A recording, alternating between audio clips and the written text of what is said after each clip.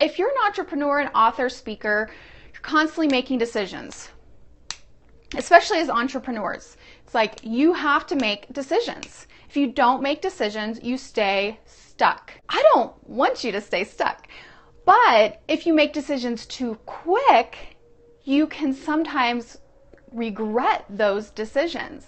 Today, I want to talk about 7 steps to making big decisions. Now, these are just steps I personally have taken for a big decision I'm in the process of right now. I'm not going to explain what it is. I'm not going to go into details, but it feels really big for me, and it has a lot of consequences one way or the other, good or bad. If I stay where I'm at or if I make the change, it's going to be a pretty big decision. When I have decisions like this, there's a certain process I like to go through. For me personally, as a Christian, the first thing is to pray and to say, okay, God, what should I do? If you're a praying person, I recommend just getting quiet, getting into a place where you can just hear from God. If you're not, even just spending some time in meditation and quiet solitude can just quiet your heart. Because how many of you know that when we have a big decision, sometimes we get in this crazy thinking cycle and everything seems like urgent. We have to do it right now. So step number 1 is just to get quiet, to pray or meditate. Step number 2 is to do your research. So if you make a decision too quickly and you're just making that decision without even researching, you can definitely regret it later. Have you really done your research? With the internet, with what is available to us now, you should be able to do a lot of research on whatever type of decision that you're making. You should be able to look at reviews, or you should be able to watch videos. You should be able to contact the companies if maybe it's a software decision. If it's a decision like you're moving your family or something, you can do a lot of research about the location, and there's so many things that you can research. Yesterday, I was in research mode for the decision I have to make. The next step, step number 3, is once you're doing your research, I encourage you to make a list of the pros and then a list of the cons. So what are the benefits of making this decision? What are the consequences or the negative things, the cons of making this decision? And so I did this yesterday, and I have a whole list of pros and cons of this particular decision. And sometimes it's really, really clear when you make this list because the pros are so long and the cons are small. Mine, it's about even. So it's like, okay, there are pros, but there are cons. And I have to weigh those out. So you're weighing out what are the pros, what are the cons. And you keep adding to that list as things come to your mind. Keep praying over that list, praying as you research. Step number 4 is, for me personally, as a Christian, I base my life and my actions on the Bible. So does it contradict Scripture? If it contradicts Scripture, it's absolutely out. So that's kind of a given for me personally, but just wanted to share that as well. Step 5 is, what are my main goals for my business, if it's a business decision, for my family, and does it line up with those goals? So does it line up with what you're doing, your main goals, where you feel God leading you right now, or is it going to get you off on a rabbit trail? It might be a bright, shiny object.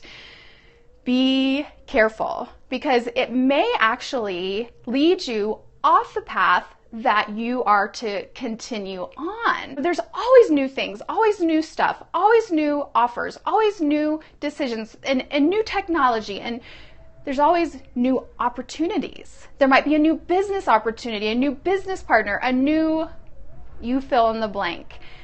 But does it really line up with what your main goals and what your main focus is right now for your family, for your business, whatever type of decision it is? Because if it doesn't, be careful and be very cautious about investing into that decision. But it may be time to go a different direction too. So don't automatically say no just because it doesn't line up with your main goals. And I have an entire training within Author Audience Academy called Plan It Day. It's a process of determining what your breakthrough goal will be for the next 90 days. So if you're an Author Audience Academy member, you have access to that training to help you identify those main goals. And then when you're making these decisions, say, okay, does this line up? Because it may be something that you will wait. You'll say, maybe later, not right now. The sixth step that I recommend is having some advisors. Now you have to be careful on this because having too many advisors can actually get you confused. Have you ever tried to crowdsource something on Facebook and you ask a question and there's all of these different answers, there's all of these opinions, everyone has their own opinion, which is good. We all need to have our own opinion, but it can actually lead to confusion. I have done this before. I've made the mistake of asking too many people their opinion, and then it just leads to confusion and it gets you paralyzed. So make sure you're not asking everyone and you're not getting confused in this step, but have someone that you can ask. So if you have a business coach, if you have a counselor, if you have a pastor or someone that you trust, that you can, a mentor, someone that you can talk to and that you can talk it through, have that person as part of that process. And then the seventh step is to evaluate everything and take action. So many times we can just stay stuck in this analyzing. Have you heard of the phrase paralysis of analysis? Yes. So many times we can get stuck in paralysis of analysis. You're stuck in research.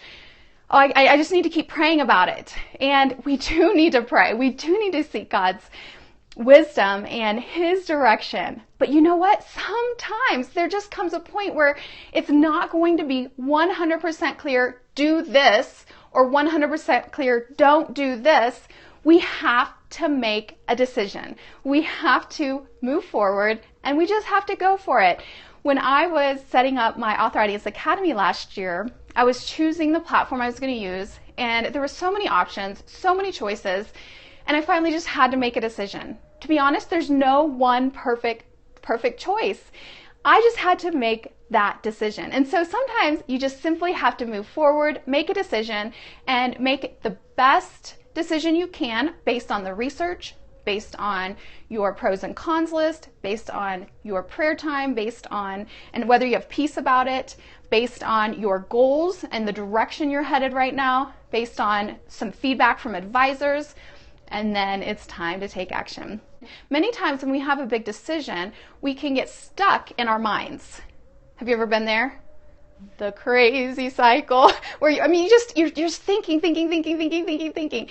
And I find when I write it out, I can stop that in a way, and I can just write it out and start working through the thoughts instead of getting stuck in all these thoughts of, oh, I don't know, and what should I do, and what about this, and what about that? Write it out. And it often becomes very clear. But ultimately, do you have a peace? That does need to be there. Now, I'm not going to say you're going to have 100% peace every single time. Sometimes you're going to have butterflies in your stomach because you're making a big step. You're making a big leap. You're making a decision that you're just not 100% sure how it will turn out. So sometimes you'll have a little bit of that anxiety, but your overarching feeling should be peace. If you're just stuck in that confusion or you're stuck in not feeling that, that is a warning sign as well. And that's where you may want to get quiet again or, go on a walk, get out in nature and just quiet your mind and be able to hear more clearly.